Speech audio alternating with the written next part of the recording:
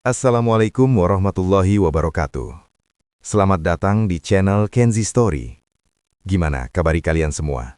Semoga baik-baik saja ya. Mas Kenzi doakan semoga kalian semua dimudahkan segala urusannya dan dilancarkan rezekinya. Amin. Oke, kali ini Mas Kenzi akan membawakan cerita berjudul Pesugihan Kandang Bubrah, Rumah Harus Dibongkar, atau Nyawa Jadi Gantinya. Sebelum masuk ke ceritanya, Mas Kenzi mau kasih tahu, jika nanti suara Mas Kenzi berubah, jangan kaget ya. Soalnya Mas Kenzi kalau rekaman kadang suka capek dan rehat dulu, jadi kadang nggak sinkron suaranya. Oke, tak usah lama-lama lagi, langsung saja kita masuk ke ceritanya.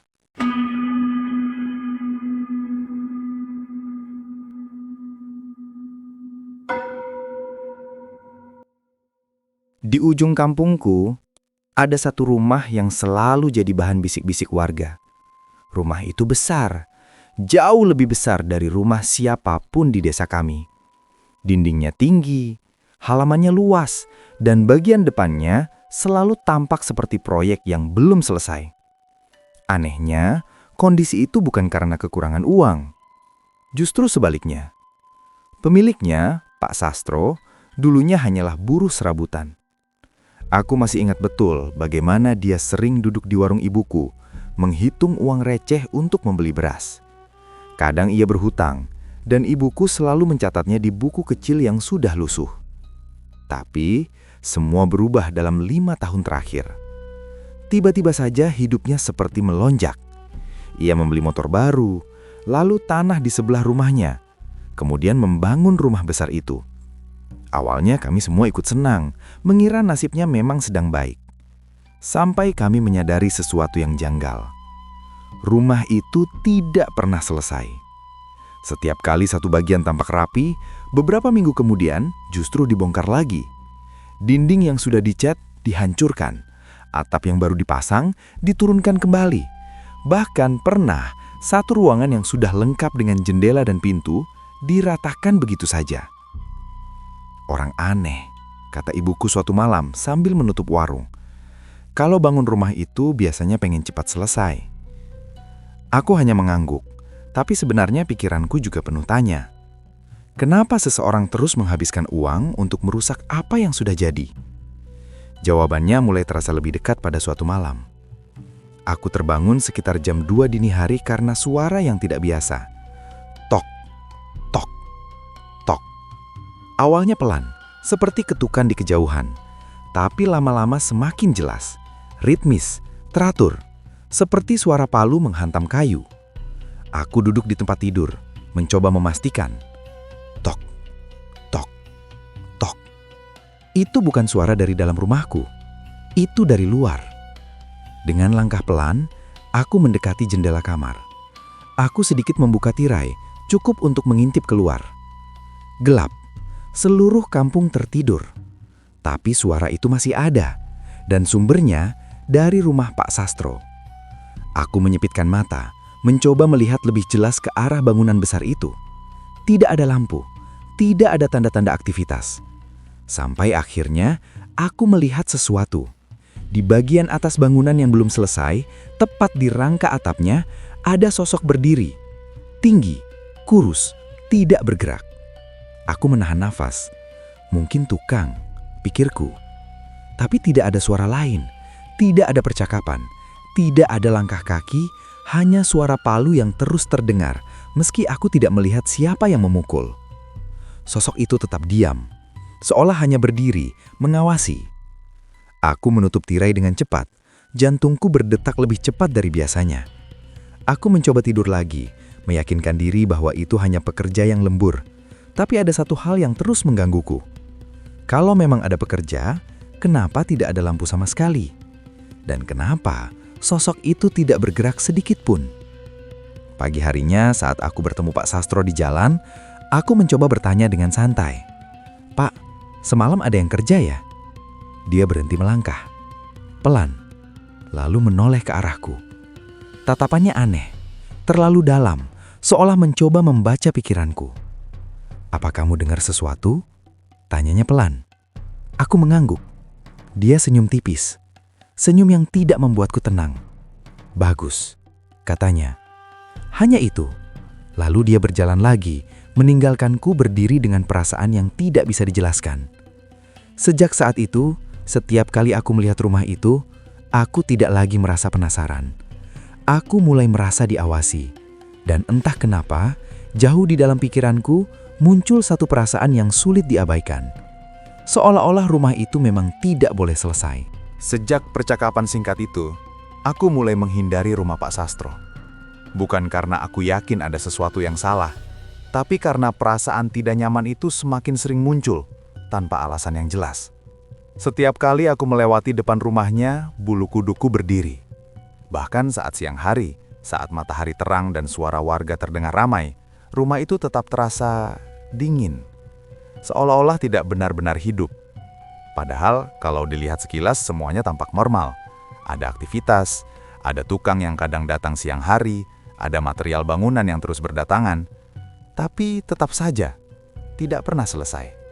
Beberapa hari kemudian, aku duduk di pos ronda bersama Pak Wiryo. Malam itu sepi, hanya suara jangkrik dan angin yang sesekali lewat di antara pepohonan.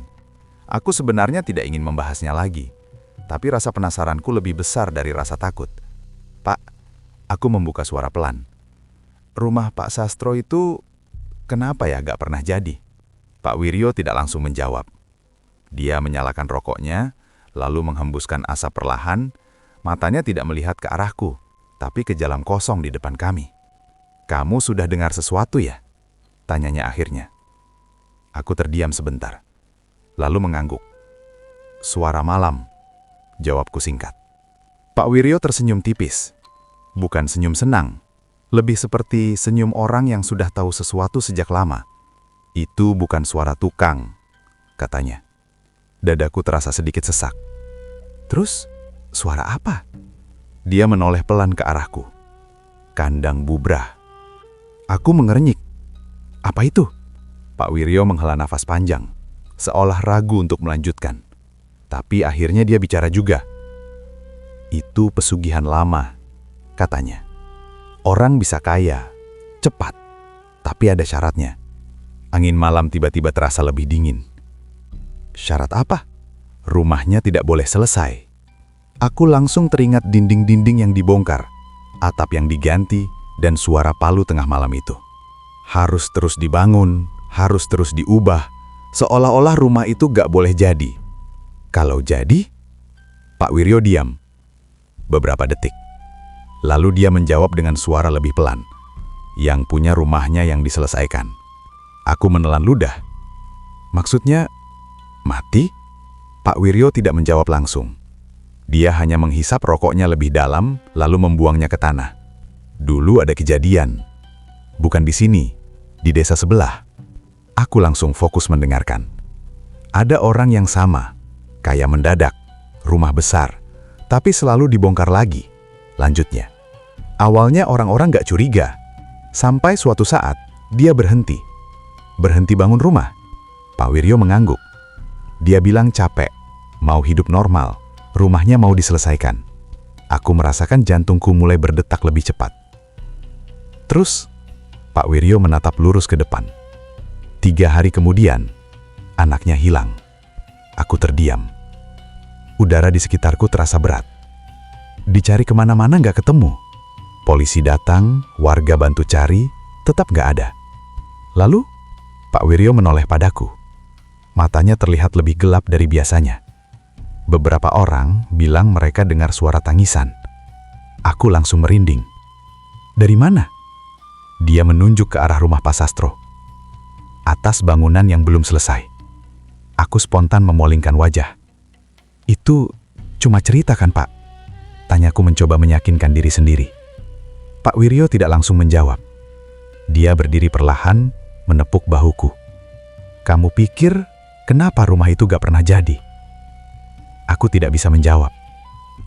Dan malam itu, untuk pertama kalinya, aku benar-benar berharap.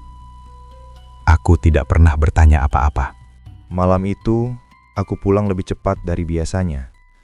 Langkahku terasa lebih berat, bukan karena lelah, tapi karena pikiranku dipenuhi cerita Pak Wiryo. Kata-katanya terus terulang di kepalaku, seperti suara yang tidak mau hilang. Rumahnya tidak boleh selesai. Kalau selesai, yang punya yang diselesaikan. Aku mencoba mengusir pikiran itu, meyakinkan diri bahwa semua itu hanya cerita lama yang dibesar-besarkan. Tapi semakin aku mencoba melupakan, justru semakin jelas bayangan rumah itu muncul di benakku. Sesampainya di rumah, suasana terasa aneh, sepi. Padahal biasanya ibuku masih terjaga di ruang depan. Tapi malam itu lampu sudah dimatikan. Hanya ada cahaya redup dari kamar. Aku tidak terlalu memikirkannya. Mungkin beliau sudah tidur lebih dulu. Aku masuk ke kamar dan mencoba berbaring. Awalnya aku pikir aku akan langsung tertidur karena lelah. Tapi ternyata tidak. Mataku terbuka lebar, menatap langit-langit kamar yang gelap. Dan tanpa sadar, aku mulai mendengarkan. Seolah-olah aku menunggu sesuatu. Beberapa menit berlalu, tidak ada apa-apa.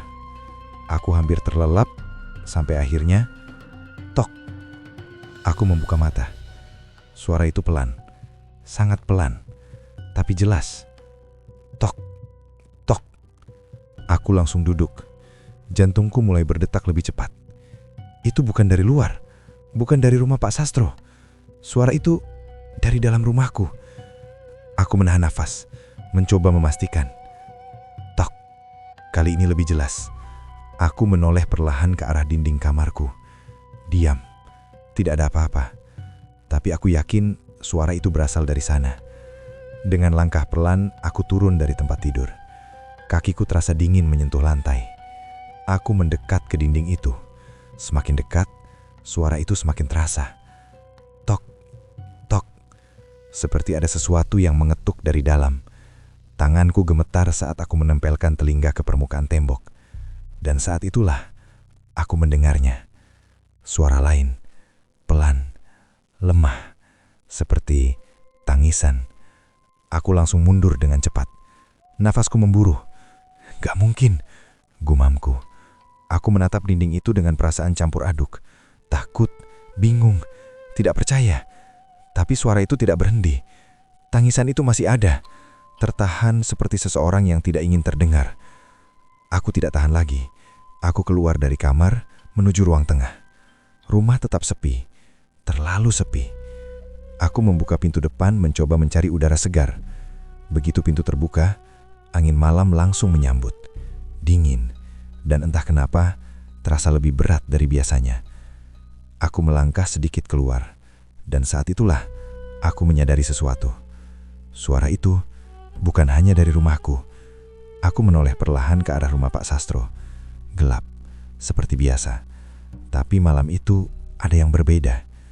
Di bagian samping rumah, ada dinding baru yang belum diplester. Masih kasar seperti baru saja dibangun.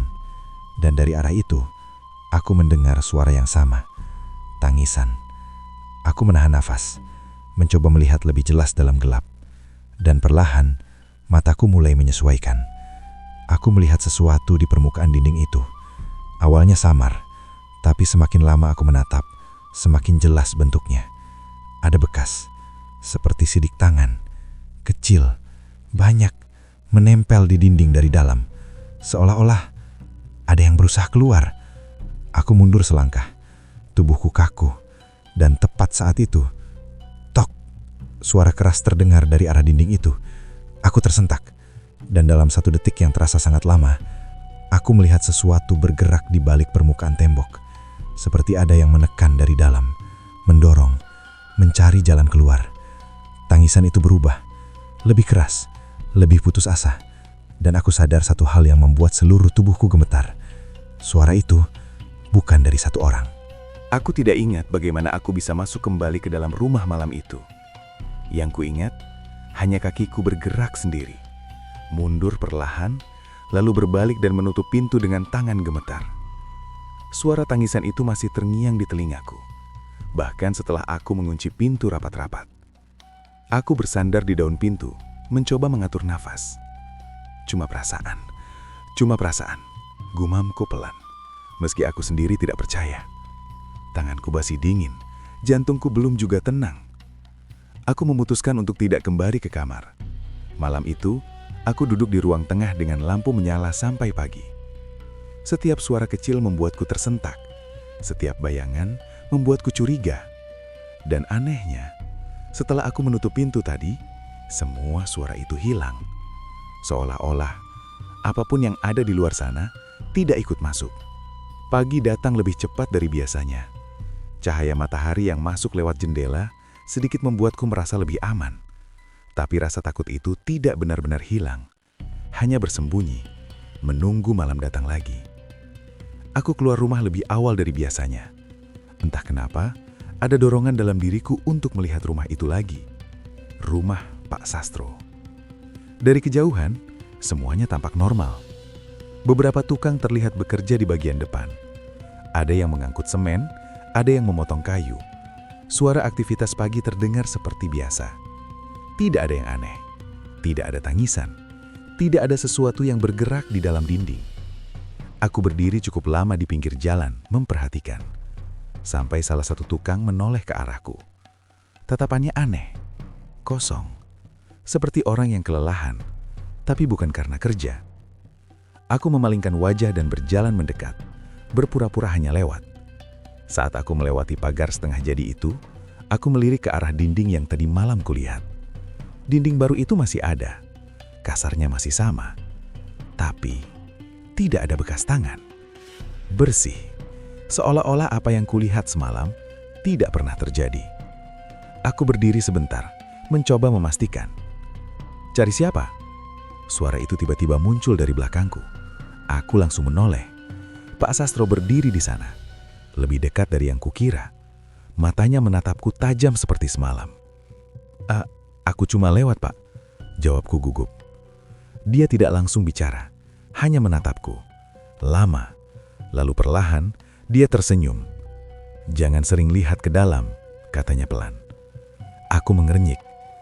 Maksudnya, Pak? Dia mendekat satu langkah. Cukup dekat sampai aku bisa melihat jelas wajahnya. Dan untuk pertama kalinya, aku sadar sesuatu. Di bawah matanya ada lingkar hitam yang dalam, dan kulitnya terlihat lebih pucat dari biasanya. Tidak semua yang ada di dalam itu ingin dilihat. Lanjutnya, aku tidak tahu harus menjawab apa. Kakiku terasa ingin mundur, tapi tubuhku seperti membeku. Pak Sastro menoleh ke arah dinding itu sebentar, lalu kembali menatapku. Kamu dengar sesuatu ya? Tanyanya lagi. Pertanyaan yang sama seperti kemarin. Tapi kali ini nadanya berbeda. Lebih pelan, lebih dalam. Seolah-olah dia sudah tahu jawabannya. Aku tidak menjawab. Tapi mungkin ekspresiku sudah cukup. Karena senyum di wajahnya perlahan menghilang. Kalau sudah dengar, katanya hampir berbisik. Biasanya mereka akan mulai dekat. Darahku terasa dingin. Mereka, suaraku hampir tidak terdengar. Pak Sastro tidak langsung menjawab. Dia hanya menatap ke arah dalam rumahnya, ke arah dinding yang tadi malam bergerak. Mereka tidak suka ditinggalkan, katanya pelan. Aku menelan ludah. Siapa, Pak? Dia akhirnya menoleh padaku lagi. Dan kali ini, tidak ada senyum sama sekali di wajahnya. Hutang, jawabnya singkat. Lalu dia berbalik dan berjalan masuk ke dalam rumah, meninggalkan aku berdiri dengan tubuh gemetar. Aku tidak tahu kenapa. Tapi satu hal yang pasti, sejak malam itu, aku mulai merasa apapun yang ada di rumah itu sudah mulai memperhatikanku juga. Sejak percakapan itu, aku mencoba menjauh. Bukan hanya dari rumah Pak Sastro, tapi juga dari rasa ingin tahuku sendiri. Aku berhenti lewat depan rumah itu. Kalau harus ke warung atau ke jalan utama, aku memilih memutar, meskipun lebih jauh. Setiap kali melihat bangunan setengah jadi itu dari kejauhan, dadaku langsung terasa sesak. Tapi ada satu hal yang tidak bisa kuhindari. Malam. Karena setiap malam, suara itu mulai kembali. Awalnya pelan, seperti sebelumnya. Tok, tok, tok. Lalu disusul suara gesekan. Dan kadang, tangisan. Aku mencoba menutup telinga dengan bantal, memutar musik di ponsel, bahkan pernah aku menyalakan televisi semalaman. Tapi suara itu tidak hilang. Seolah-olah bukan datang dari luar, melainkan dari dalam kepalaku sendiri. Sampai suatu malam, semuanya berubah. Aku terbangun bukan karena suara ketukan, tapi karena sesuatu yang lain. Perasaan, seperti ada yang memperhatikanku. Aku membuka mata perlahan. Gelap. Kamar masih sama, tidak ada yang berubah. Tapi perasaan itu semakin kuat. Aku tidak langsung bergerak, hanya berbaring, menahan napas, mencoba mendengarkan. Sunyi, terlalu sunyi. Dan di tengah kesunyian itu, aku sadar sesuatu. Tidak ada suara jangkrik, tidak ada angin, tidak ada apapun. Seolah-olah dunia di luar berhenti. Lalu, krek, suara pelan terdengar dari sudut kamar, seperti kayu yang ditekan. Aku menoleh perlahan ke arah dinding yang sama seperti malam sebelumnya, dan di sana aku melihat sesuatu. Permukaan dinding itu bergerak, bukan seperti bayangan, bukan ilusi, tapi benar-benar bergerak. Sedikit menonjol keluar, lalu kembali rata, seperti ada sesuatu di baliknya yang sedang mendorong. Aku tidak bisa bergerak, tubuhku kaku, mataku terpaku di sana, dan perlahan permukaan itu kembali menonjol. Kali ini lebih jelas, lebih kuat, sampai akhirnya terbentuk sesuatu, sebuah tonjolan kecil, seperti ujung jari. Aku langsung menahan napas. Tonjolan itu bergerak, menyusuri permukaan tembok, perlahan, seolah-olah mencari celah, mencari jalan keluar. Dan satu persatu, tonjolan lain mulai muncul. Lebih banyak lagi, seperti tangan-tangan kecil yang terjebak di dalam. Aku ingin berteriak, tapi suaraku tidak keluar. Tanganku mencoba meraih sesuatu di sampingku, apa saja, tapi tubuhku seperti tidak mau bergerak. Dan saat itu, tangisan itu kembali terdengar. Lebih dekat, lebih jelas, bukan lagi dari luar, bukan dari rumah Pak Sastro, tapi dari dalam kamarku sendiri, dari balik dinding itu. Keluar, suara itu sangat pelan, hampir seperti bisikan, tapi aku mendengarnya dengan jelas. Keluar, air mataku mulai jatuh tanpa sadar. Aku menggeleng pelan. Tidak mungkin. Buka. Suara itu semakin banyak, bukan satu, banyak, berbisik bersamaan, bertumpang tindih, memenuhi kepalaku, dan tiba-tiba, dor! Suara keras menghantam dinding itu. Aku tersentak. Seluruh tubuhku akhirnya bisa bergerak. Aku langsung mundur dari tempat tidur, jatuh ke lantai, dan merangkak menjauh. Mataku tidak lepas dari dinding itu, dan di sana, untuk sesaat, aku melihat sesuatu yang tidak akan pernah bisa kulupakan. Sebuah wajah, menekan dari dalam. Matanya terbuka lebar, mulutnya seperti berteriak, tapi tidak ada suara yang keluar. Lalu dalam sekejap, semua kembali normal. Dinding itu rata lagi, sunyi, seolah-olah tidak pernah terjadi apa-apa. Aku terduduk di lantai, napasku tidak beraturan, keringat dingin membasahi seluruh tubuhku. Dan saat itulah, aku sadar satu hal yang membuatku semakin takut. Ini bukan lagi tentang rumah Pak Sastro. Apapun itu, sudah masuk ke rumahku. Aku tidak tidur lagi setelah kejadian itu. Sampai matahari benar-benar naik, aku hanya duduk di sudut kamar, memandangi dinding itu tanpa berkedip. Setiap detik terasa panjang, seolah-olah waktu sengaja melambat hanya untuk membuatku terus mengingat apa yang kulihat semalam. Wajah itu, tangan-tangan kecil itu, dan suara yang memintaku membuka. Pagi hari biasanya membawa rasa lega, tapi tidak hari ini. Cahaya matahari yang masuk lewat jendela justru membuat semuanya terasa lebih nyata. Tidak ada lagi alasan untuk menyebutnya mimpi. Tidak ada bayangan gelap yang bisa disalahkan. Dinding itu tetap di sana, diam, seolah tidak pernah melakukan apa-apa. Ibuku memanggil dari luar kamar, menyuruhku sarapan seperti biasa. Suaranya terdengar normal, tidak ada yang aneh. Itu sedikit membuatku tenang. Aku keluar kamar dengan langkah pelan. "Ibu, semalam dengar apa-apa?" tanyaku hati-hati sambil duduk. Ibuku menggeleng. "Enggak. Kamu kenapa? Mukamu pucat banget." Aku ragu untuk menjawab. Kalau aku cerita, apakah beliau akan percaya? Atau malah menganggapku terlalu banyak pikiran? "Cuma mimpi," jawabku akhirnya.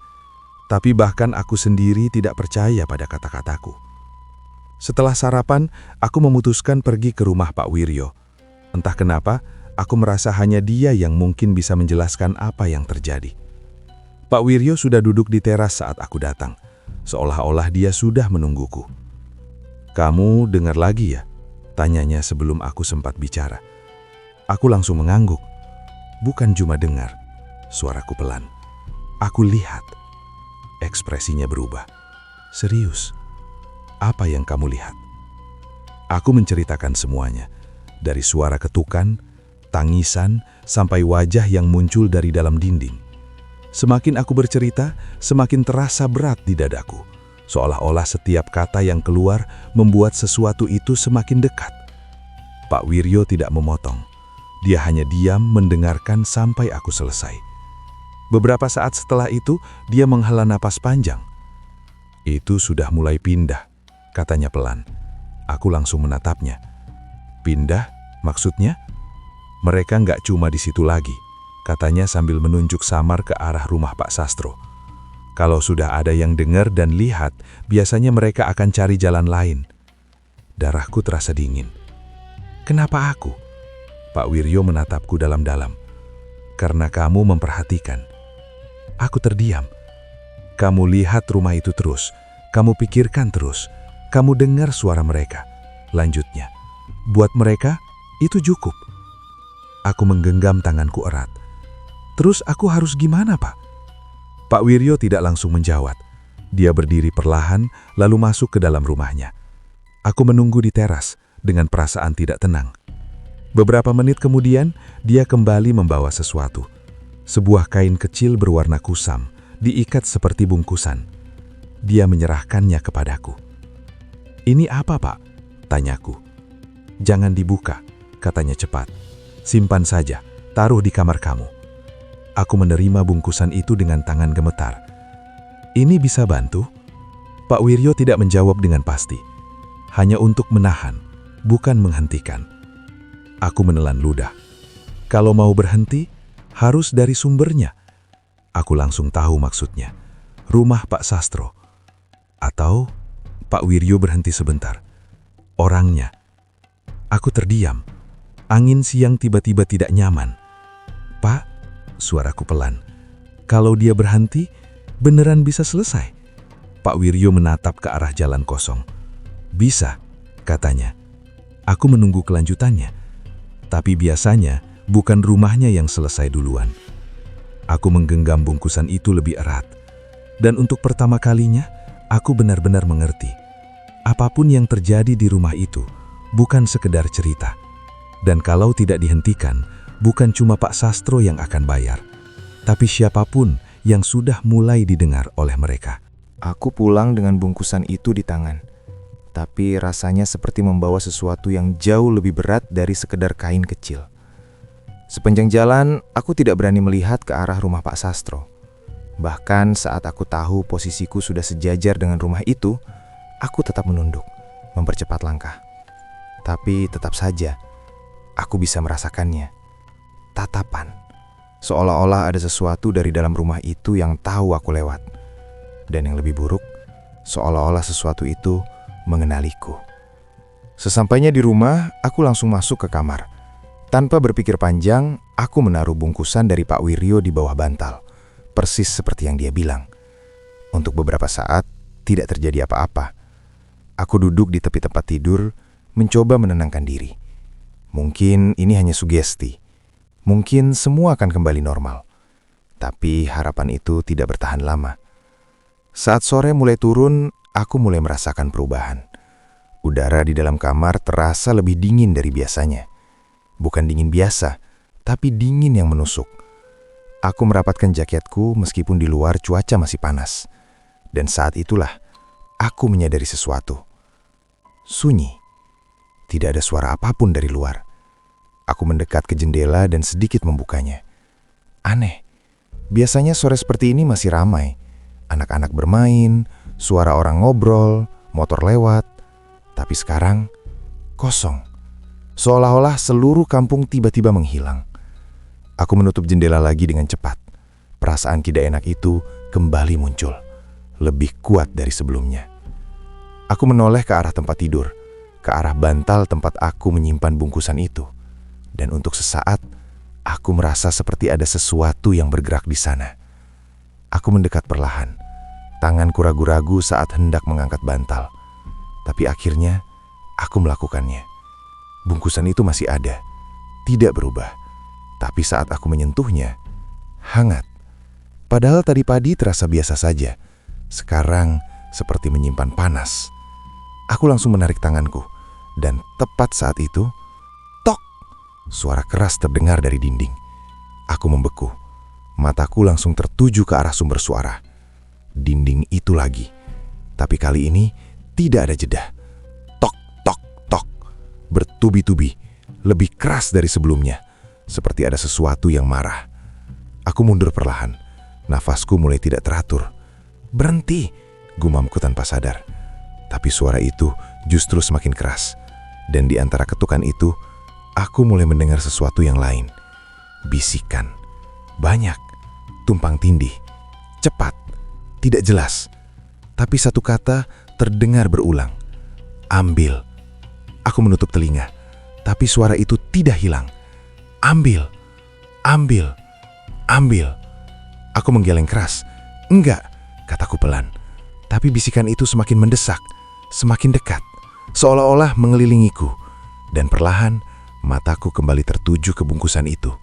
Entah kenapa, aku merasa ingin membukanya. Hanya sedikit. Hanya untuk melihat. Ambil. Suara itu sekarang terdengar tepat di telingaku. Sangat dekat. Sangat jelas. Tanganku bergerak sendiri. Perlahan mendekati bungkusan itu. Jantungku berdegup kencang. Ada bagian dari diriku yang berteriak untuk berhenti. Tapi bagian lain terus mendorong. Jari-jariku menyentuh kain itu. Dan saat aku mulai membuka ikatannya, dor! Suara keras menghantam dinding membuatku tersenyak. Aku langsung menarik tanganku. Bungkusan itu jatuh ke lantai. Dan dalam sekejap, semua suara berhenti. Sunyi. Total. Aku terdiam. Tidak bergerak. Tidak bernafas. Beberapa detik berlalu. Tidak ada apa-apa. Aku perlahan menoleh ke arah dinding. Diam. Tidak bergerak. Seolah-olah semuanya sudah selesai. Tapi saat aku hendak menarik nafas lega, aku mendengar sesuatu. Sangat pelan. Hampir tidak terdengar. Dari bawah tempat tidur. Suara gesekan. Seperti sesuatu yang baru saja masuk. Dan saat itu juga, aku sadar satu hal yang membuat tubuhku langsung dingin. Apapun yang ada di dinding tadi, sekarang sudah berada di dalam kamarku. Aku tidak berani bergerak. Tubuhku kaku di tempat. Mataku terpaku ke arah bawah tempat tidur. Suara itu masih ada. Pelan, seperti sesuatu yang bergeser perlahan di lantai. Gesek. Berhenti. Lalu gesek lagi. Napasku tertahan. Aku bahkan tidak berani menelan ludah. Pikiranku berteriak untuk lari. Keluar dari kamar. Keluar dari rumah. Tapi kakiku tidak mau bergerak. Seolah-olah, kalau aku bergerak sedikit saja, sesuatu itu akan tahu. Suara itu berhenti. Sunyi. Terlalu sunyi. Dan justru itu yang membuatku semakin takut. Perlahan, sangat perlahan, aku menundukkan kepala, melihat ke arah bawah tempat tidur. Gelap. Tidak ada apa-apa. Aku menghela napas pelan, mencoba menenangkan diri. Mungkin cuma tikus, gumamku. Tapi bahkan saat aku mengatakan itu, aku tidak percaya. Karena tidak ada suara langkah kecil, tidak ada suara berlari. Hanya gesekan berat, seperti sesuatu yang lebih besar. Aku memaksa diriku mundur selangkah. Lalu, satu langkah lagi. Dan tanpa menunggu lebih lama, aku berbalik dan berlari keluar kamar. Aku hampir menabrak pintu karena terlalu panik. Begitu sampai di ruang tengah, aku langsung menyalakan semua lampu. Cahaya memenuhi ruangan, sedikit mengusir rasa gelap yang tadi menekan. "Ibu!" panggilku. Tidak ada jawaban. Aku menoleh ke kamar beliau. Kosong. Pintu terbuka, tapi tidak ada orang di dalam. Dadaku semakin sesak. "Ibu!" Suaraku mulai gemetar. Aku keluar rumah. Halaman kosong. Tidak ada siapa-siapa. Padahal sore tadi masih ada orang lewat. Sekarang, Tidak ada satupun. Aku berdiri di depan rumah, mencoba berpikir. Mungkin ibu pergi ke warung, mungkin ke tetangga. Tapi kenapa tidak bilang? Dan kenapa rasanya seluruh kampung ini tiba-tiba sepi? Angin berhembus pelan, membawa sesuatu. Suara, sangat jauh, seperti tangisan. Aku langsung menoleh ke arah sumbernya, rumah Pak Sastro. Tanpa sadar, kakiku mulai melangkah ke sana. Pelan, seperti ditarik. Setiap langkah terasa berat, tapi aku tetap maju. Gerbang rumah itu terbuka sedikit, padahal biasanya tertutup. Aku berhenti di depannya. Ragu, tapi suara itu semakin jelas. Tangisan, banyak, tertahan, dari dalam. Tanganku terangkat perlahan, mendorong gerbang itu. Krek, suara engselnya terdengar panjang dan pelan. Aku masuk. Halaman rumah itu lebih dingin dari luar. Udara terasa lembab, dan bau sesuatu yang aneh. Seperti tanah basah, bercampur sesuatu yang tidak bisa kujelaskan. Aku melangkah lebih dalam. Tidak ada tukang, tidak ada aktivitas. Padahal tadi pagi ramai. Sekarang, kosong. Seolah-olah semua orang menghilang. Tangisan itu semakin keras, dari dalam rumah. Aku berdiri di depan pintu utama. Terbuka, sedikit. Gelap di dalam. Sangat gelap. Aku menelan ludah, lalu melangkah masuk.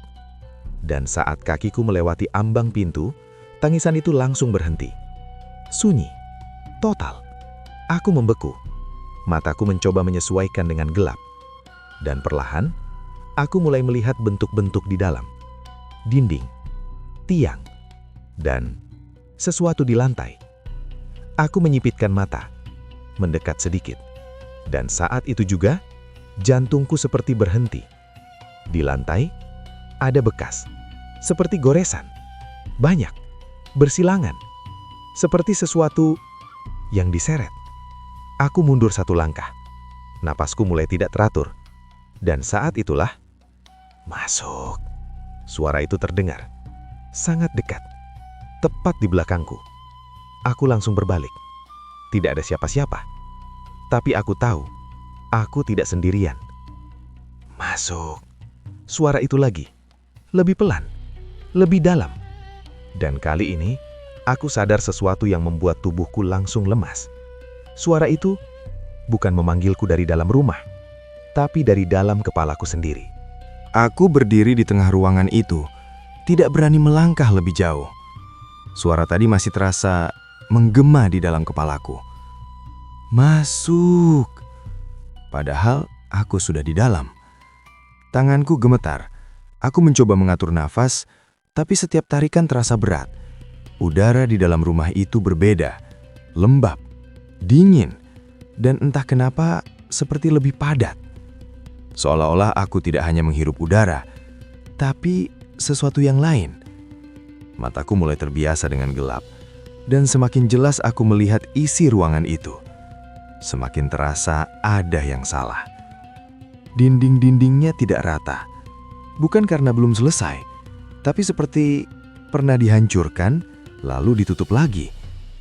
Beberapa bagian terlihat lebih gelap, seperti noda, atau bekas sesuatu yang pernah merembes keluar, lalu mengering. Aku melangkah pelan. Satu langkah, lalu satu lagi. Lantai di bawah kakiku berdebu, tapi ada bagian tertentu yang bersih, seperti sering dilewati, atau sering diseret sesuatu. Aku mengikuti jejak itu tanpa sadar. Jejak itu mengarah ke lorong sempit di bagian dalam rumah. Gelap, lebih gelap dari ruangan sebelumnya. Dan dari sana, aku mulai mendengar sesuatu lagi. Bukan tangisan, bukan ketukan, tapi nafas. Banyak, berat, tidak teratur. Seolah-olah ada banyak orang berdiri di ujung lorong itu, dan semuanya sedang menatap ke arahku. Aku berhenti. Tubuhku menolak untuk maju. Tapi suara di kepalaku kembali muncul. Masuk. Lebih kuat, lebih memaksa. Langkahku bergerak lagi. Pelan, seperti bukan aku yang mengendalikan. Lorong itu terasa semakin sempit saat aku masuk lebih dalam. Dinding di kiri kanan terasa dekat, hampir menyentuh bahuku. Dan saat aku berjalan, aku menyadari sesuatu. Permukaan dinding itu tidak halus. Bukan kasarnya seperti semen biasa. Lebih seperti bekas goresan.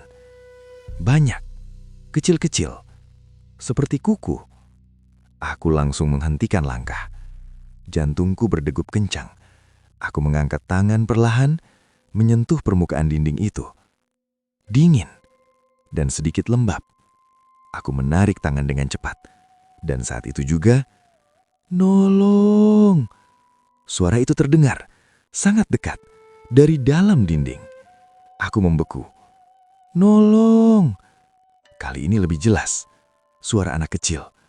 Air mataku langsung jatuh tanpa sadar. Aku menggeleng. Nggak bisa," gumamku. Tapi suara itu tidak berhenti.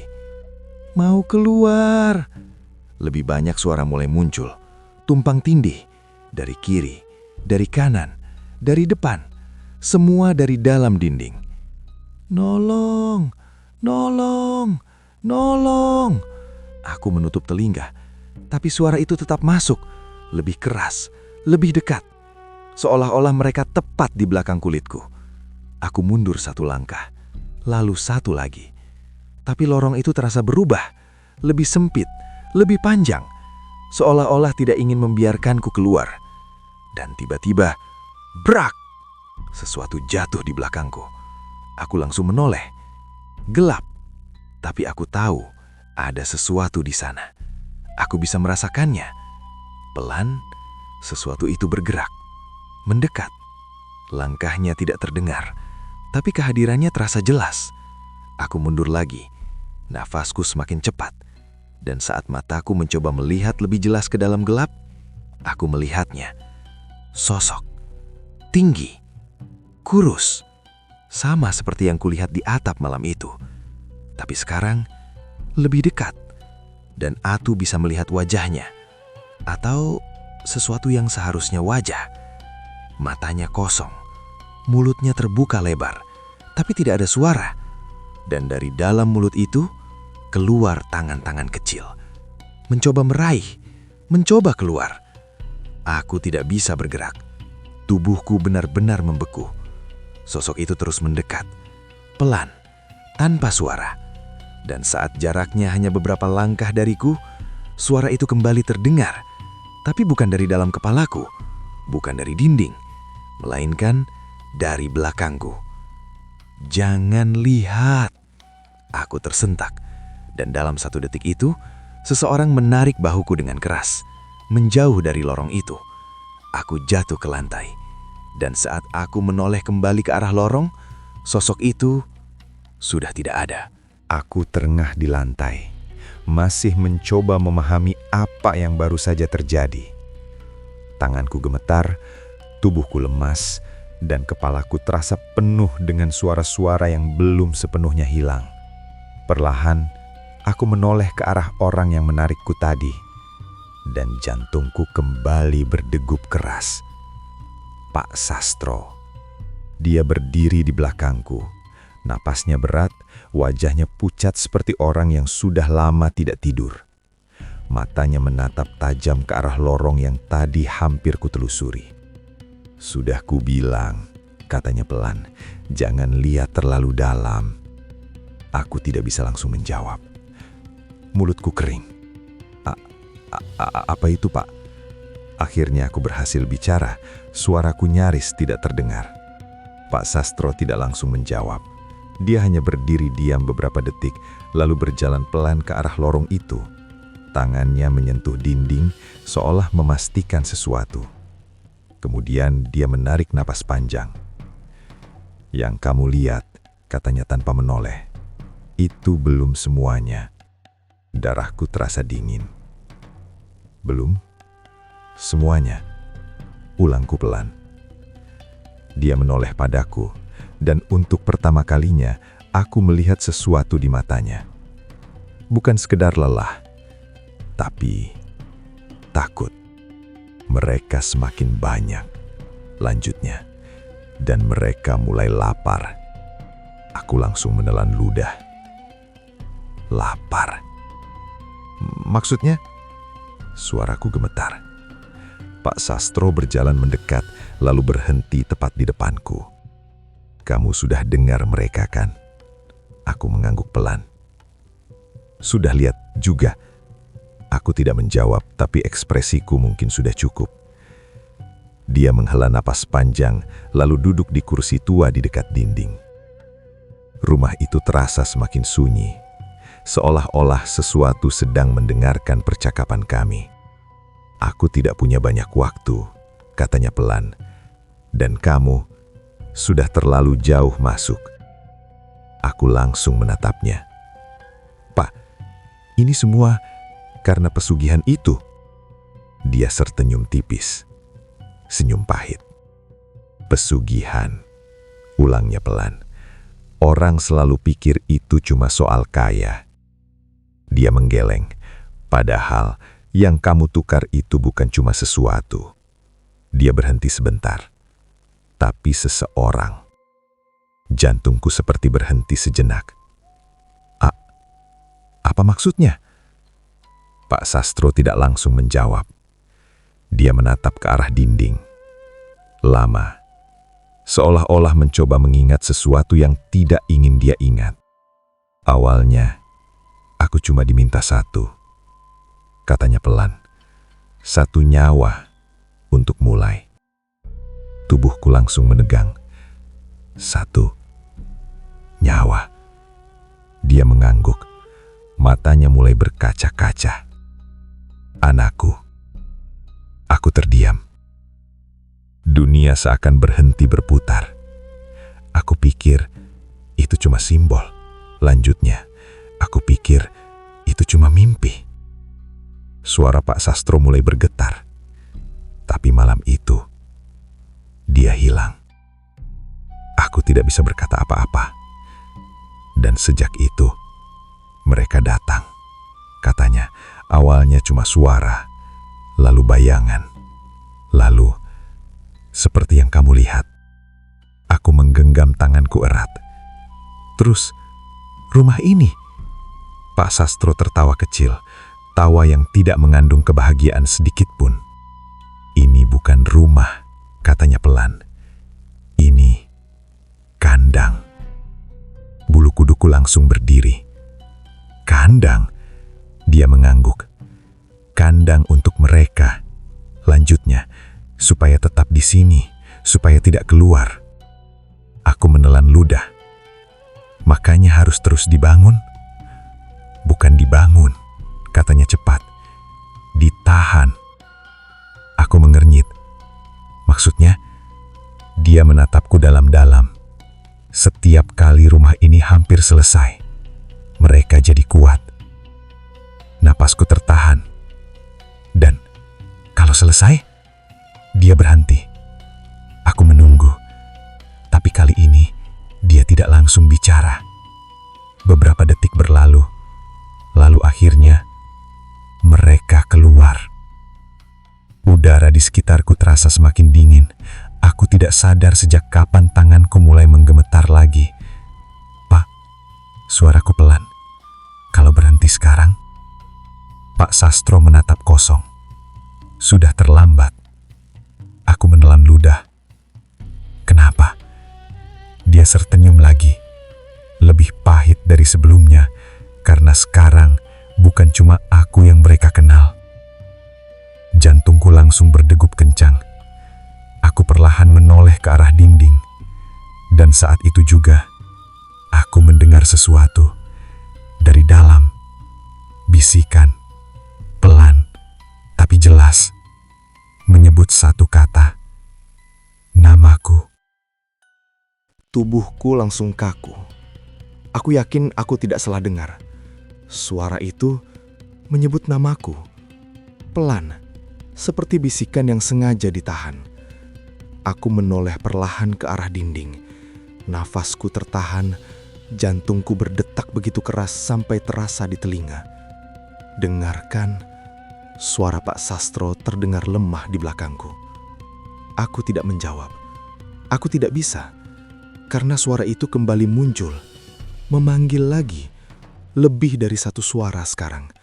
Berlapis, tumpang tindih, semua menyebut namaku. Aku mundur satu langkah, lalu satu lagi.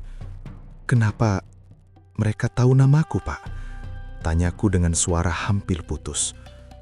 Pak Sastro tidak langsung menjawab. Dia berdiri perlahan, lalu berjalan mendekat ke dinding itu. Tangannya menyentuh permukaan kasar tersebut, seolah sedang menenangkan sesuatu di baliknya.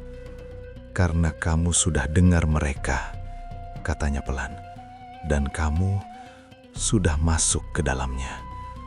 Aku menggeleng. Enggak, aku cuma... Kamu masuk ke rumah ini. Potongnya pelan tapi tegas. Itu cukup. Darahku terasa dingin. Aku menatap sekeliling ruangan itu. Dinding-dinding yang tadi terlihat seperti bangunan biasa, sekarang terasa berbeda. Lebih hidup, lebih sadar. Seolah-olah seluruh rumah ini bukan sekedar tempat, tapi sesuatu yang memperhatikan. Setiap orang yang dengar, lanjut Pak Sastro, akan mulai dipanggil. Aku menelan ludah. Dipanggil buat apa? Pak Sastro menunduk. Dan saat dia mengangkat wajahnya lagi, ekspresinya berubah. Lebih gelap. Untuk menggantikan. Kata itu seperti menghantam dadaku. Menggantikan siapa? Dia tidak langsung menjawab. Tapi perlahan, dia menoleh ke arah dinding. Dan saat itu juga, brak! Sebuah tonjolan muncul dari permukaan tembok, seperti sesuatu menabrak dari dalam. Aku tersentak mundur. Brak! Lagi. Kali ini lebih kuat. Dan di sela suara itu, terdengar jeritan. Jeritan anak kecil. Tolong! Air mataku langsung jatuh tanpa sadar. Aku menutup telinga tapi suara itu tetap masuk. Tolong, keluarin aku. Suaranya lemah, putus-putus, seperti sudah lama terjebak di sana. Aku menggeleng keras. Ini gak benar, gumamku. Tapi Pak Sastro justru berdiri diam, tidak bereaksi, seolah-olah dia sudah terlalu sering mendengar itu semua. Itu, suaraku bergetar. Itu anak Bapak. Pak Sastro tidak menjawab, tapi matanya sudah cukup. Kosong, hampa, seperti seseorang yang sudah kehilangan semuanya. Brak! Dinding itu kembali bergetar, dan kali ini sesuatu mulai terlihat jelas. Permukaannya menonjol, membentuk wajah.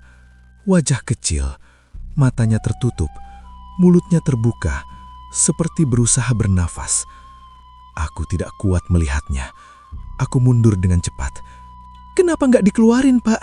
Itu anak Bapak. Suaraku mulai meninggi. Pak Sastro menutup mata, lama, lalu menggeleng pelan. Kalau aku buka, suaranya hampir berbisik. Yang keluar bukan cuma dia. Aku terdiam. Dinding itu masih bergerak. Wajah itu masih di sana, mendorong, berusaha keluar. Dan di sekelilingnya mulai muncul bentuk lain.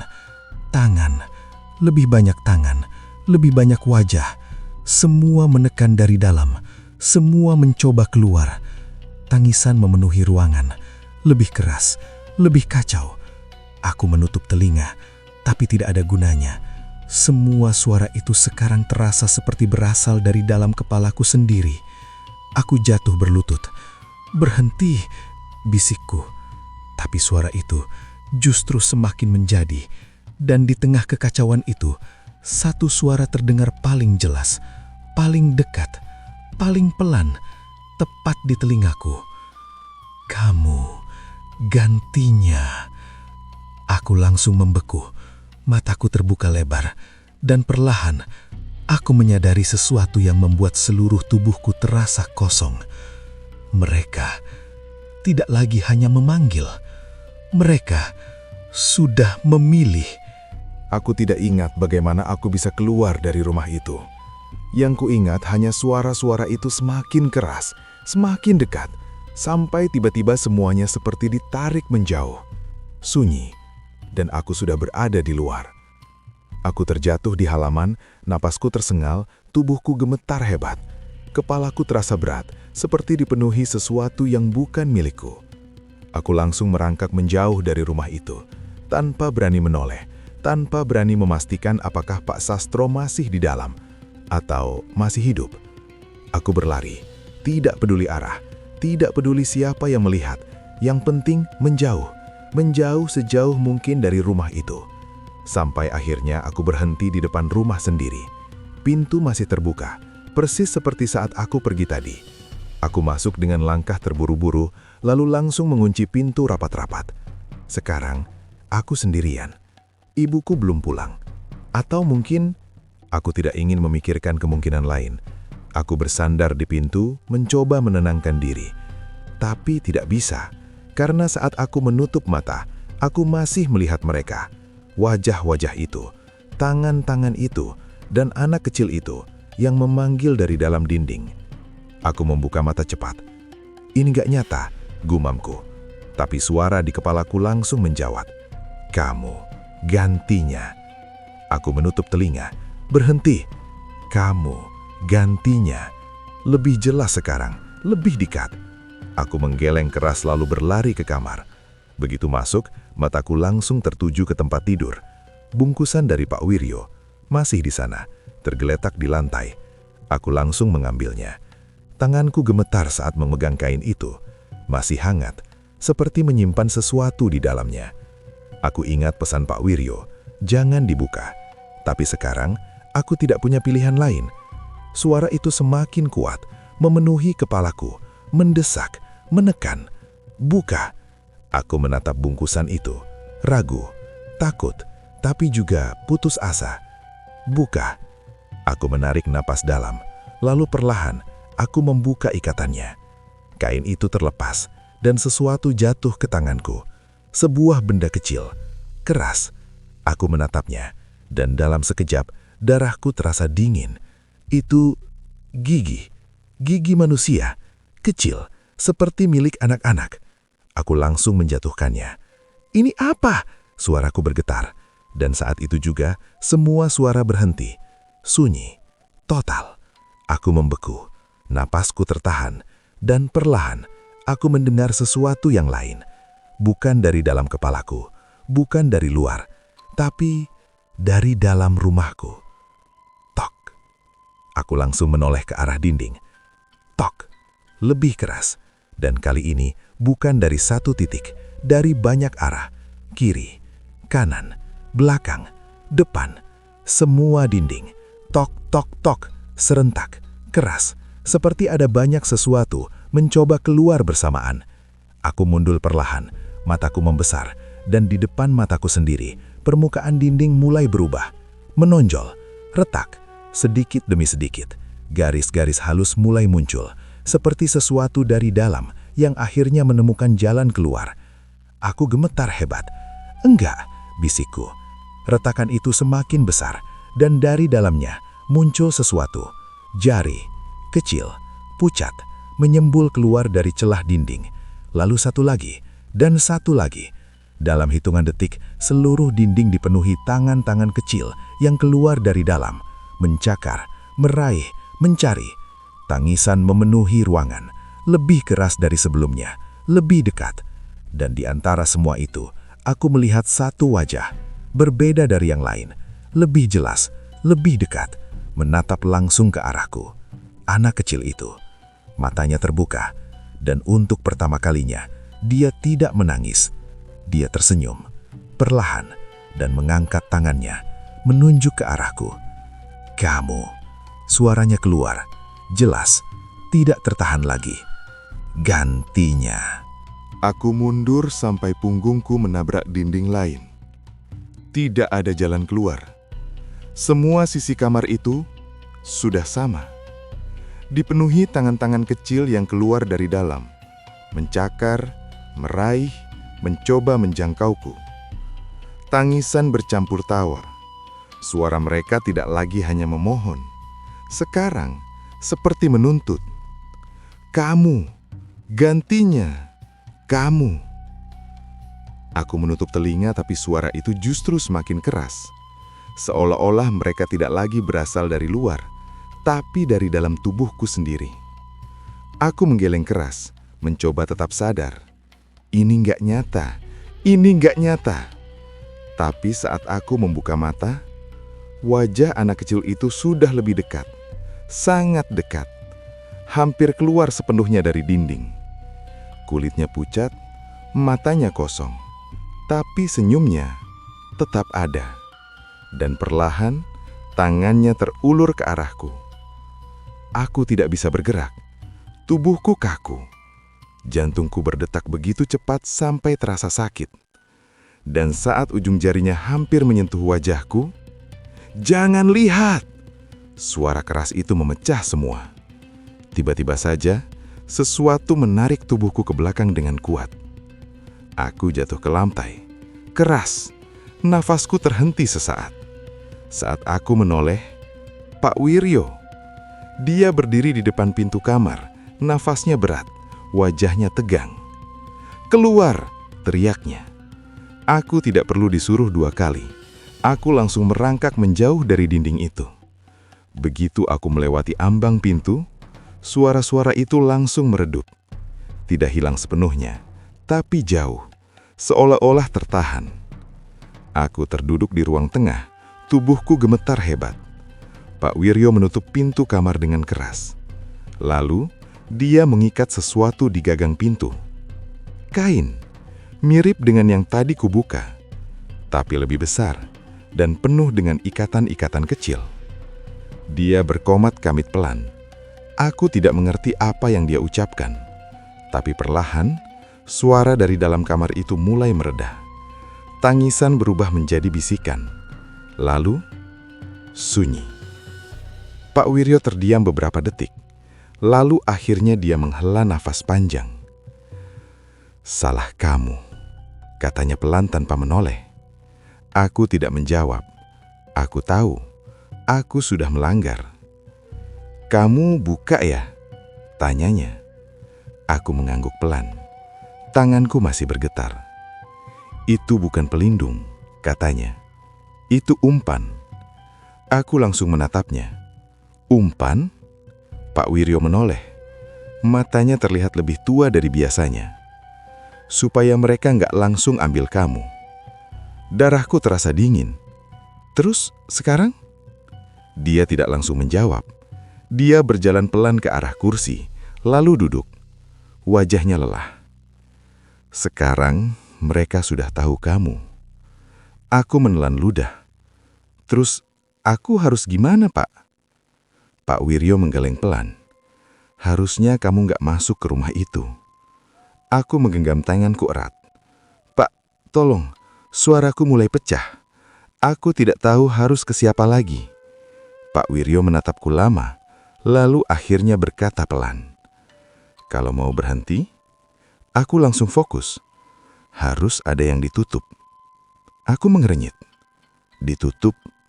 Dia mengangguk. Sumbernya. Aku langsung tahu maksudnya. Rumah Pak Sastro. "Tapi itu berarti?" Suaraku pelan. Pak Wiryo menatapku tajam. "Kamu harus berani masuk lagi." Tubuhku langsung menegang. Masuk lagi ke tempat itu? Aku menggeleng-geleng. "Nggak bisa, Pak. Aku nggak kuat."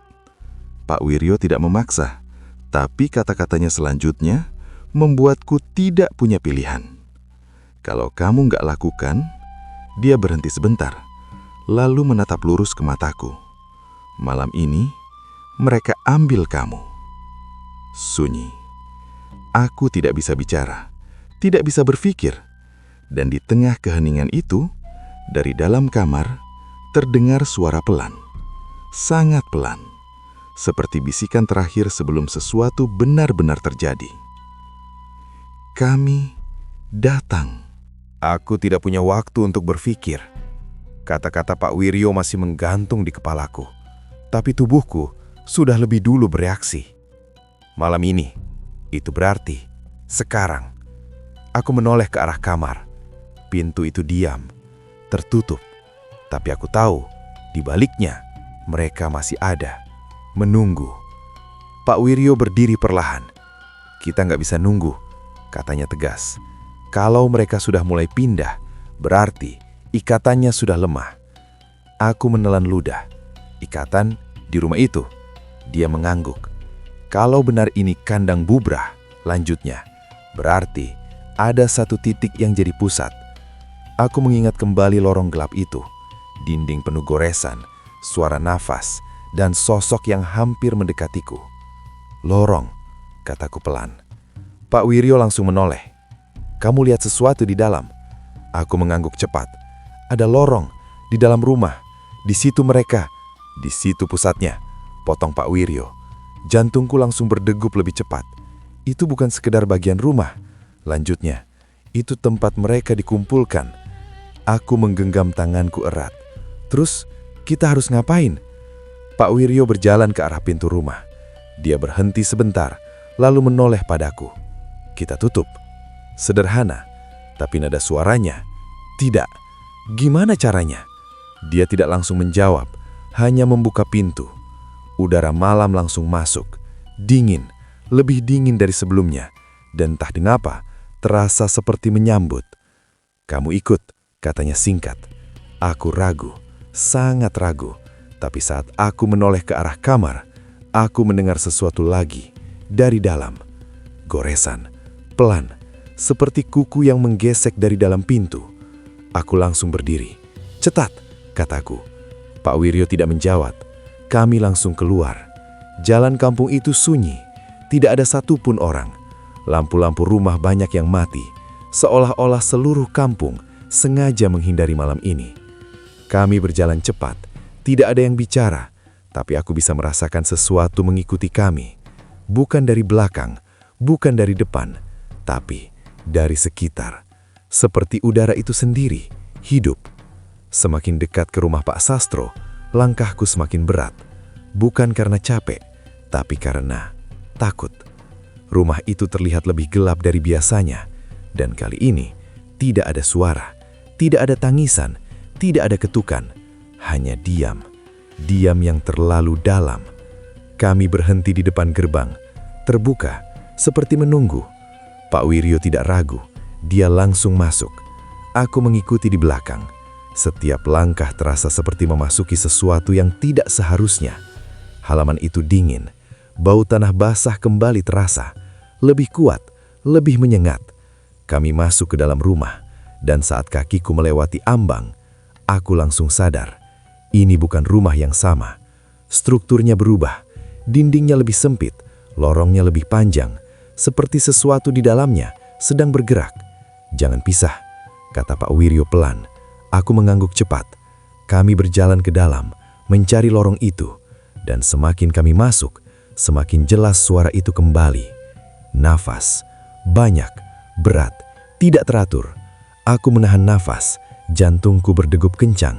Dan akhirnya, kami sampai.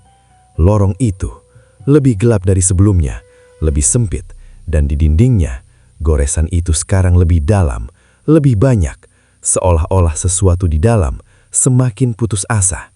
Pak Wiryo berhenti, mengambil sesuatu dari sakunya. Serbuk. Dia menaburkannya ke lantai, lalu berkomat kemit pelan. Udara di sekitar kami terasa bergetar, dan tiba-tiba, semua suara berhenti. Total, sunyi. Aku menoleh ke Pak Wiryo. Ini, dia tidak menjawab. Matanya fokus ke ujung lorong. Aku mengikuti arah pandangnya. Dan di sana, di ujung kegelapan itu, sesuatu mulai muncul. Perlahan, sosok tinggi itu, yang sama, yang kulihat sebelumnya. Tapi sekarang, tidak sendirian. Di belakangnya, ada banyak, sangat banyak, berdiri diam, menunggu. Dan dalam 1 detik itu, aku sadar satu hal yang membuat seluruh tubuhku langsung dingin. Kami sudah terlambat. Aku tidak bisa bergerak. Sosok-sosok itu berdiri di ujung lorong, diam, tapi terasa hidup. Bukan seperti manusia, bukan juga seperti bayangan.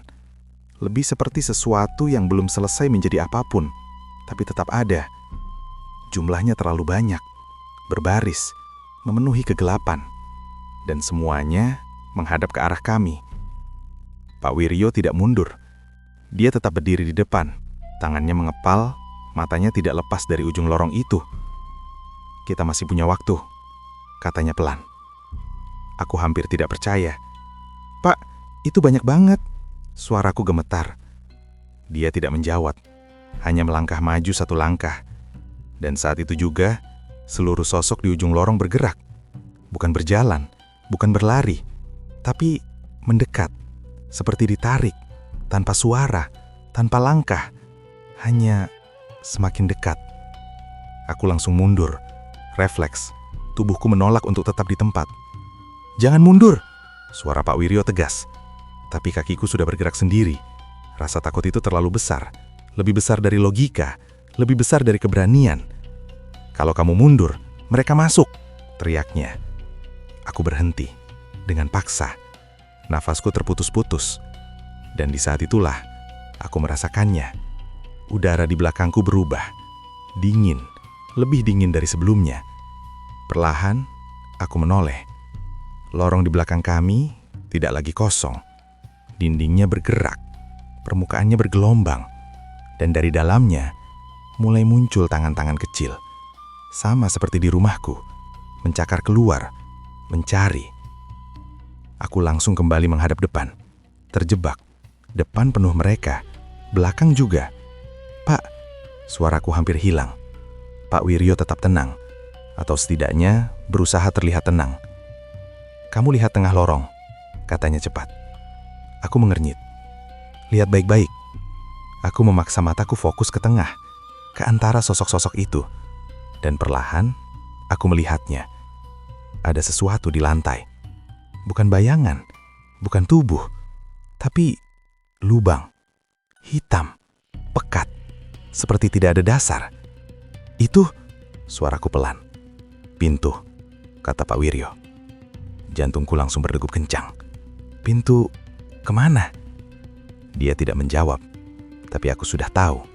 Itu bukan tempat yang ingin aku tahu. Itu yang harus ditutup. Lanjutnya, aku menelan ludah. Gimana caranya? Pak Wiryo mengeluarkan sesuatu dari sakunya. Bungkusan lain, lebih besar dari yang sebelumnya. "Ini kuncinya," katanya. Aku menatap benda itu. Perasaan tidak enak langsung muncul. "Pak, kalau kita nggak tutup sekarang," dia menatapku tajam, "kamu nggak akan keluar dari sini." Aku terdiam. Tidak ada pilihan. Benar-benar tidak ada. Pak Wiryo melangkah maju, langsung menuju lorong itu. Aku ikut, meskipun setiap langkah terasa seperti mendekati kematian. Sosok-sosok itu semakin dekat. Lebih jelas sekarang. Wajah-wajah mereka mulai terlihat. Kosong, rusak, seperti orang yang sudah lama tidak hidup. Dan di antara mereka, aku melihat satu wajah yang membuatku langsung membeku. Anak kecil itu, yang tadi di dinding, sekarang berdiri di sana, menatapku, dan tersenyum. "Kamu," suaranya keluar, tidak lagi tertahan. Aku hampir berhenti, tapi Pak Wiryo menarik tanganku. "Jangan lihat." Kami terus maju, semakin dekat ke lubang itu. Udara di sekitarnya terasa berbeda, lebih berat, lebih gelap, seperti menyedot segalanya. Dan saat kami hanya beberapa langkah lagi, sosok-sosok itu berhenti, serentak, diam, seolah-olah menunggu. Pak Wiryo berhenti, menatap lubang itu, lalu menoleh kepadaku. "Ini terakhir." Aku mengangguk, tanganku gemetar. Kalau gagal, dia berhenti. Aku tidak ingin mendengar lanjutannya. Dia membuka bungkusan itu, dan saat isi di dalamnya terlihat, aku langsung merasa mual. Gigi, lebih banyak, puluhan, kecil, seperti milik anak-anak. Pak Wiryo menggenggamnya erat. Lalu, dari dalam lubang itu, sesuatu bergerak, perlahan, naik ke permukaan. Aku menahan nafas. Dan saat bentuknya mulai terlihat jelas, darahku langsung terasa dingin. Tangan, besar, hitam, dan perlahan menarik dirinya keluar. Dan saat itu aku sadar, yang di dalam lubang itu bukan sesuatu yang bisa kami hentikan. Tangan itu terus keluar dari lubang. Perlahan, seolah-olah sesuatu yang sangat besar sedang memaksa dirinya masuk ke dunia ini. Kulitnya hitam pekat, bukan seperti terbakar, tapi seperti tidak memiliki warna sama sekali. Dan setiap kali ia bergerak, udara di sekitarnya seperti tersedot, membuat nafasku semakin berat. Aku mundur satu langkah tanpa sadar. "Jangan mundur!" Suara Pak Wiryo langsung menahan. Tangannya masih menggenggam kumpulan gigi itu erat-erat. "Kalau kita berhenti sekarang, selesai," katanya. Aku mengangguk kaku. Tapi mataku tidak bisa lepas dari tangan itu. Sekarang, bukan cuma satu. Dari dalam lubang, mulai muncul bagian lain. Seperti lengan. Panjang. Tidak proporsional. Dan di baliknya, aku melihat sesuatu bergerak. Banyak. Seperti tubuh-tubuh kecil, saling bertumpuk di dalam sana. Aku menahan mual. Itu semua.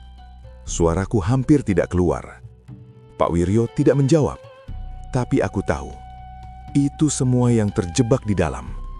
Dan sesuatu itu adalah wadahnya. Tangan besar itu akhirnya menancap ke lantai, menahan dirinya. Dan perlahan, kepala mulai muncul. Aku berharap itu tidak punya wajah. Tapi aku salah.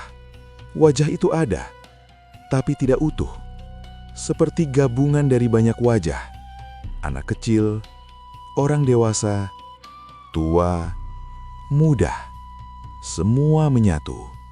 Mata-mata kecil terbuka di berbagai sisi. Mulut-mulut bergerak, berbisik bersamaan. Kami, kami, kami. Suara itu bukan satu, bukan dua, tapi ratusan. Berbicara dalam waktu yang sama. Aku menutup telinga, tapi percuma, karena suara itu bukan hanya suara. Itu terasa di dalam kepalaku. Pak Wiryo melangkah maju, berani, terlalu berani. "Kembali!" teriaknya. Suaranya menggema di lorong itu. Makhluk itu berhenti bergerak. Semua mata di wajahnya menatap langsung ke arah kami. Aku langsung membeku. Tatapan itu bukan sekedar melihat, seperti menembus, seperti membaca. Dan aku tahu, ia tahu siapa aku. "Bukan dia!" teriak Pak Wiryo lagi. "Belum waktunya." Makhluk itu tidak menjawab, tapi seluruh tubuhnya bergerak, seperti sedang tertawa. Mulut-mulutnya terbuka, lebar, dan suara yang keluar bukan tawa, tapi jeritan. Jeritan panjang, penuh rasa sakit. Aku langsung jatuh berlutut. Telingaku berdenging. Dunia terasa berputar. Pak Wiryo masih berdiri, tapi aku bisa melihat tangannya gemetar sekarang. "Sekarang," katanya. Aku tidak tahu maksudnya. Sampai dia melemparkan sesuatu ke arahku. Bungkusan kecil. Aku menangkapnya dengan refleks. "Taruh di dalam!" teriaknya. Aku menatap benda itu. Gigi. Lagi. Lebih kecil. Lebih sedikit. Tanganku gemetar hebat. "Sekarang!" teriaknya lagi. Makhluk itu mulai keluar lebih jauh. Tubuhnya merangkak dari lubang. Dan di belakangnya, aku melihat lebih banyak tangan, lebih banyak wajah. Semua mencoba keluar bersamanya. Aku tidak punya pilihan. Aku bangkit, dengan sisa keberanian yang hampir habis, dan berlari ke arah lubang itu. Setiap langkah terasa seperti melawan sesuatu yang menarikku mundur. Udara semakin berat, gelap semakin pekat, dan saat aku sampai di depan lubang itu, aku melihat ke dalam, dan itu adalah kesalahan terbesarku. Karena di dalam sana bukan hanya kegelapan, tapi ratusan wajah. Semua menatap ke atas, semua menatap ke arahku, dan serentak mereka tersenyum. "Kamu pulang." Tanganku langsung lemas. Gigi-gigi itu hampir jatuh. Dan dalam 1 detik itu, makhluk besar itu menunduk. Sangat dekat. Sangat-sangat dekat. Dan salah satu mulutnya berbisik tepat di telingaku. Kamu, milik kami. Aku tidak tahu dari mana datangnya tenaga itu. Mungkin karena takut. Mungkin karena putus asa. Atau mungkin karena aku tahu kalau aku berhenti sekarang, semuanya benar-benar selesai. Tanganku yang gemetar itu akhirnya bergerak. Dengan sisa kekuatan yang ada, aku melemparkan gigi-gigi itu ke dalam lubang. Begitu benda itu jatuh, semua berubah. Suara-suara itu langsung berhenti. Makhluk itu membeku. Seluruh lorong diam. Seolah-olah waktu ditarik dan dihentikan dalam 1 detik. Aku terengah menatap ke dalam lubang. Dan perlahan, dari dalam sana, terdengar suara. Bukan jeritan, bukan tangisan, tapi sesuatu yang lebih dalam. Seperti nafas panjang. Lalu, tidak! Suara itu muncul. Berat, dalam. Bukan suara anak-anak, bukan suara banyak orang, tapi satu. Makhluk itu mulai bergerak lagi. Tapi kali ini berbeda. Bukan keluar, tapi tertarik masuk. Perlahan, seolah-olah ada sesuatu di dalam lubang yang menariknya kembali. Semua tangan di tubuhnya mencengkram lantai, berusaha bertahan, tapi tidak berhasil. Tubuhnya terseret, sedikit demi sedikit.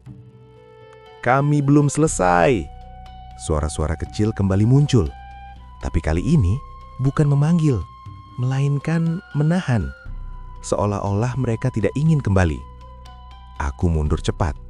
Nafasku tidak beraturan. Dan di sampingku, Pak Wiryo langsung bergerak. Sekarang, tutup, teriaknya. Aku tidak tahu bagaimana caranya. Tapi Pak Wiryo sudah mengambil sisa gigi di tangannya. Lalu dia melemparkannya ke arah lubang. Begitu semua itu jatuh, lubang itu bergetar, keras. Lantai di sekitarnya retak. Dinding mulai bergetar hebat. Seperti seluruh rumah ini tidak sanggup menahan sesuatu yang sedang terjadi. Makhluk itu berteriak. Kali ini benar-benar suara. Bukan banyak. 1. Panjang. Penuh kemarahan. Dan dalam satu tarikan kuat, tubuhnya tersedot masuk ke dalam lubang. Hilang. Begitu saja. Sunyi. Total. Aku berdiri diam. Tidak percaya. Semuanya selesai? Tapi belum. Karena lubang itu masih ada. Masih terbuka. Dan dari dalamnya masih ada tangan-tangan kecil yang mencoba keluar. Pak Wiryo langsung mendekat. Tangannya gemetar, tapi matanya fokus. Kurang 1, katanya pelan. Jantungku langsung berdegup kencang. Kurang 1? Dia menoleh kepadaku, dan tatapannya berbeda, lebih berat, lebih dalam. Harus ada yang terakhir. Aku mundur 1 langkah, perlahan. Tidak mungkin. Pak, suaraku bergetar. Maksudnya apa? Dia tidak langsung menjawab, tapi matanya tidak lepas dariku. Semua ini harus ditutup dengan pengganti. Dunia seperti berhenti. Suara di kepalaku kembali muncul. Kamu gantinya. Aku menggeleng. Enggak, Pak. Jangan. Pak Wiryo mendekat 1 langkah. Aku sudah terlalu lama di sini, katanya pelan. Ini bukan untukku lagi. Darahku terasa dingin. Pak. Dia menghela napas panjang. Dan untuk pertama kalinya, aku melihat sesuatu di wajahnya. Penyesalan. Harusnya dari awal aku yang selesain, katanya pelan. Aku tidak mengerti. Sampai dia melanjutkan, aku yang dulu kenalin dia. Jantungku seperti berhenti. Pak Sastro, semua ini karena aku. Aku membeku. Dan sebelum aku sempat bereaksi, Pak Wiryo mendorongku menjauh, keras. Aku jatuh ke lantai. Pak! Aku mencoba bangkit, tapi dia sudah berdiri di depan lubang itu. Dan tanpa ragu, dia melangkah masuk. Jangan! Teriakku. Tapi terlambat. Dalam 1 detik, tangannya ditarik. tubuhnya terseret, dan wajahnya masih menghadap ke arahku. Tenang, seolah-olah ini memang sudah seharusnya. Jangan lihat. Itu kata terakhirnya. Lalu, dia hilang. Lubang itu bergetar hebat. Cahaya gelap dari dalamnya menyusut, dan perlahan menutup. 1 garis, 2 garis, lalu hilang. Seolah-olah tidak pernah ada. Aku terduduk di lantai, diam, kosong. Dan dalam keheningan itu, aku menyadari satu hal yang membuat nafasku kembali terasa berat. Suara itu belum sepenuhnya hilang. Aku tidak tahu berapa lama aku duduk di sana. Mungkin beberapa detik, mungkin beberapa menit, atau lebih lama dari itu. Yang pasti, saat aku akhirnya bisa menggerakkan tubuhku lagi, semuanya sudah berubah.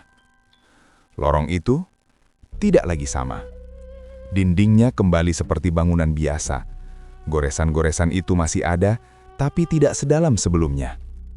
Udara yang tadi terasa berat perlahan menjadi normal. Seolah-olah sesuatu yang besar sudah pergi. Aku berdiri dengan susah payah. Kakiku masih lemas. Kepalaku terasa kosong. Pak Wiryo. Pikiranku langsung kembali ke kejadian tadi. Cara dia berdiri di depan lubang itu, tatapannya, dan bagaimana dia menghilang begitu saja. Dadaku terasa sesak. Aku ingin berteriak, tapi tidak ada suara yang keluar. Aku hanya bisa berdiri di sana, sendirian. Setelah beberapa saat, aku akhirnya memaksa diri untuk berjalan keluar. Setiap langkah terasa berat. Bukan karena takut lagi, tapi karena kehilangan. Saat aku keluar dari rumah itu, udara malam terasa berbeda. Lebih ringan, lebih hidup. Suara jangkrik kembali terdengar. Angin berhembus seperti biasa. Seolah-olah kampung ini kembali normal. Aku berhenti di halaman, menoleh ke belakang.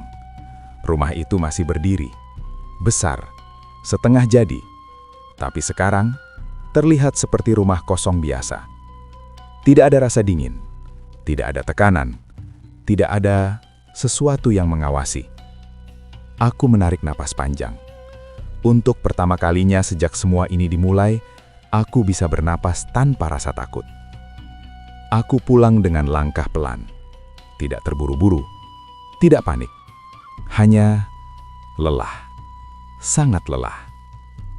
Saat sampai di rumah, pintu masih terbuka, sama seperti tadi. Aku masuk, lampu masih menyala. Dan yang membuatku sedikit lega, ibuku sudah ada di dalam, duduk di ruang tengah. Seperti tidak terjadi apa-apa. "Kamu dari mana?" tanyanya biasa. Aku terdiam sebentar, lalu menjawab pelan. "Keluar bentar." Ibuku mengangguk. Tidak curiga, tidak bertanya lagi. Seolah-olah semua kejadian tadi hanya terjadi padaku. Aku masuk ke kamar. Perlahan, ragu, tapi aku harus memastikan. Saat aku membuka pintu, kamar itu normal. Dindingnya utuh, tidak ada retakan, tidak ada tangan, tidak ada suara.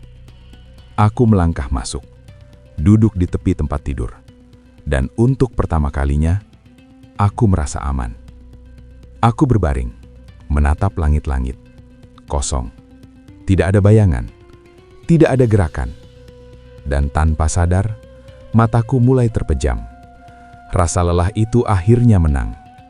Aku tertidur, untuk pertama kalinya, tanpa mimpi. Aku terbangun saat pagi sudah terang. Cahaya matahari masuk dari jendela, hangat, nyata. Aku duduk perlahan, masih setengah tidak percaya. Semua ini sudah selesai. Aku melihat sekeliling kamar, masih sama, normal. Aku menarik napas panjang, lega. Tapi saat aku hendak berdiri, aku melihat sesuatu di lantai, dekat tempat tidur. Sebuah benda kecil. Aku mengernyit, lalu turun untuk mengambilnya. Dan saat benda itu ada di tanganku, seluruh tubuhku langsung terasa dingin. Gigi, kecil, putih, seperti milik anak-anak. Tanganku gemetar. Aku yakin aku tidak membawa apapun pulang semalam. Aku menjatuhkan benda itu. Napasku mulai tidak beraturan. Dan dalam keheningan pagi itu, aku mendengar sesuatu. Sangat pelan, hampir seperti bayangan suara. Dari dalam dinding. Tok, aku membeku. Tok, lebih jelas. Dan perlahan, suara itu berubah menjadi bisikan. Pelan. Sangat pelan, tapi cukup jelas untuk membuat seluruh tubuhku kembali gemetar. Kami belum selesai. Aku tidak bergerak. Gigi kecil itu masih tergeletak di lantai, tepat di depan kakiku. Seolah-olah sengaja diletakkan di sana sebagai tanda, sebagai pengingat bahwa semua ini belum benar-benar selesai. Suara itu kembali terdengar dari dalam dinding, lebih pelan dari sebelumnya, tapi cukup untuk membuat jantungku kembali berdegup kencang. Aku mundur satu langkah, lalu satu lagi. Pikiranku kacau. Bukankah lubang itu sudah tertutup? Bukankah Pak Wiryo sudah menyelesaikannya? Lalu ini apa? Tok. Kali ini dari sisi lain. Aku menoleh cepat. Dinding di samping jendela. Diam. Tapi aku tahu, itu dari sana. Dan perlahan, permukaan tembok itu mulai berubah. Sangat halus, hampir tidak terlihat. Tapi aku melihatnya, sedikit menonjol, seperti ada sesuatu yang menekan dari dalam. Aku langsung keluar kamar, tidak berpikir panjang. Begitu sampai di ruang tengah, aku mencoba mengatur napas. "Ibu," panggilku. Ibuku menoleh. "Ada apa?" Aku ingin menjelaskan, ingin bilang semuanya. Tapi saat aku melihat wajahnya yang tenang, aku berhenti. Apa aku akan terdengar gila? Apa ini semua hanya di kepalaku? "Nggak apa-apa," jawabku akhirnya. Ibuku mengangguk, kembali ke aktivitasnya. Seolah dunia ini masih normal, hanya aku yang tidak. Aku keluar rumah, butuh udara, butuh memastikan.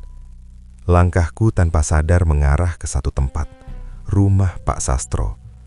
Aku berhenti beberapa meter dari sana. Rumah itu masih berdiri, sama seperti semalam, setengah jadi. Tapi sekarang ada sesuatu yang berbeda. Pintunya terbuka lebar, dan di depannya ada beberapa orang kampung, berkumpul, berbisik. Perasaan tidak enak langsung muncul. Aku mendekat, pelan. Dan saat aku cukup dekat untuk melihat ke dalam, aku langsung membeku. Di ruang tengah rumah itu, ada tubuh, terbaring, kaku. Pak Sastro. Matanya terbuka, menatap kosong ke langit-langit. Dan di wajahnya, ada ekspresi yang tidak bisa kulupakan. Bukan takut, bukan sakit, tapi lega. Seolah-olah sesuatu yang lama menahannya akhirnya lepas. Aku mundur perlahan. Napasku terasa berat lagi. Salah satu warga melihatku. "Kasian," katanya pelan. "Semalam katanya meninggal tiba-tiba." Aku tidak menjawab. Aku tahu, ini bukan tiba-tiba. Ini akhir dari sesuatu. Atau mungkin awal dari sesuatu yang lain. Aku berbalik, berjalan menjauh.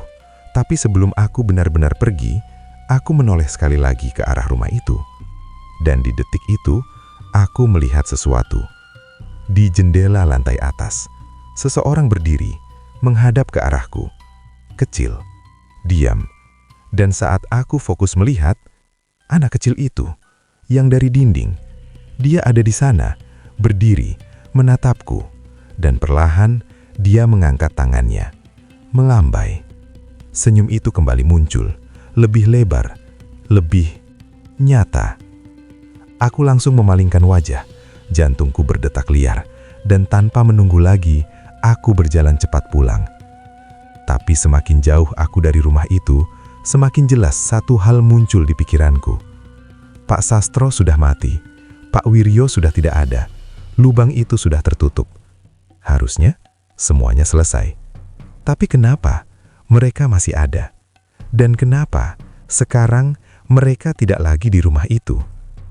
Aku berhenti di depan rumahku, perlahan menoleh ke arah dinding kamarku. Dan dalam 1 detik yang sunyi itu, aku akhirnya mengerti. Ini tidak pernah tentang rumah itu. Ini tentang siapa yang dipilih berikutnya. Aku berdiri lama di depan rumahku sendiri. Kakiku terasa berat untuk melangkah masuk. Untuk pertama kalinya, rumahku sendiri terasa asing. Bukan karena bentuknya, bukan karena suasananya, tapi karena aku tahu ada sesuatu di dalam yang bukan milikku.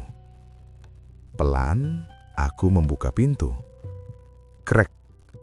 Suara engsel itu terdengar lebih panjang dari biasanya. Aku masuk. Ruang tengah masih sama. Ibuku masih di sana melakukan aktivitas seperti biasa. Normal. Terlalu normal. Seolah dunia ini tidak pernah berubah.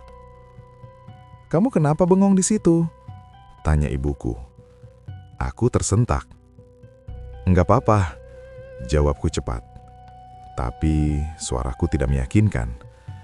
Aku langsung berjalan ke kamar. Setiap langkah terasa seperti mendekati sesuatu yang sudah menungguku.